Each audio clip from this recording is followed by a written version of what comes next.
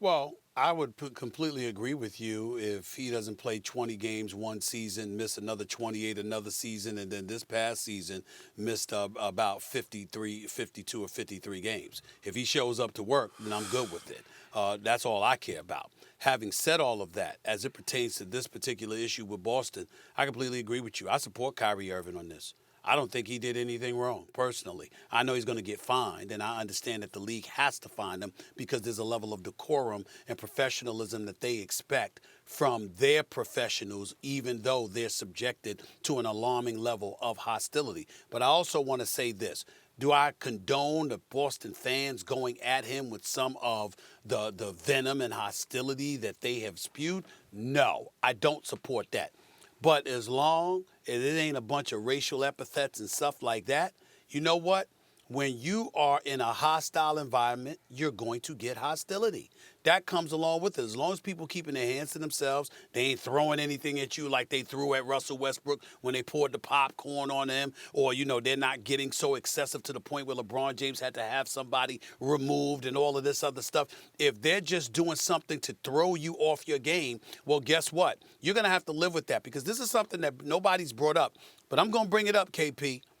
Because of Ben Simmons and what he's going through, do you have any idea how that's going to incentivize fans in hostile environments to come at players in an effort to gauge what will work and what won't work against them?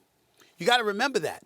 If I got a player that is clearly affected by venom and hostility and things of that nature for whatever reason. Could have been towards a team, it could have been anything.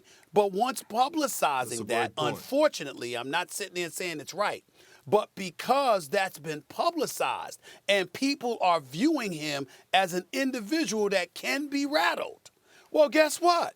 They want to find out who else can be rattled. So you can expect and anticipate a lot more of this.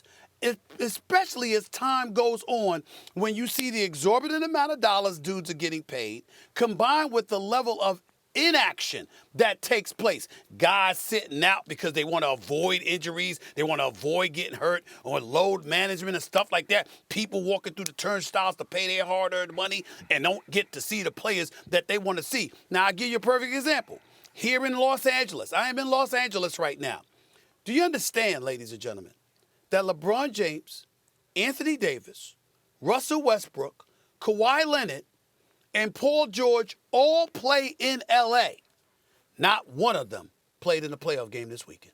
You have any idea how egregious that is? Does anybody have any idea how egregious that is? That's very egregious. And so when you look at it, and then you combine that with the number of games missed, when you look at a Kyrie Irving who we're talking about, and again, we applaud his greatness, but the reality of the situation is there's some people that's looking at Boston against Brooklyn, and they're saying, damn, both these dudes should be deep in the playoffs. One of them's going home. You know who they're blaming? They're blaming Kyrie, because they know that if Kyrie had played a majority of those 53 games he missed, Brooklyn wouldn't be a number 7 seed playing in the first round against the number 2 seed. They would have been higher, and you would have faced somebody else and faced a quality team like the Boston Celtics later in the playoffs. So people look at this stuff. But in the end, what it comes down to is this. We should love the fact that Kyrie Irving responded the way that he did. He's showing he cares. He's showing it matters. And more importantly, he didn't answer with vitriol. He answered with an epic performance, and he put them on notice. This is just the first installment.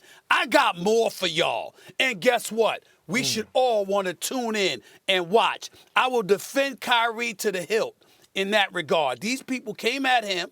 He came right back at them. It wasn't a great look. He knows he's going to get fined, but he's willing to accept culpability for that. And as long as there's no violence going on, and he's willing to accept the fine, then I say do what the hell you want to do if they're going to come at you that way. As long as we're getting that performance with no violence whatsoever, I'm good with it.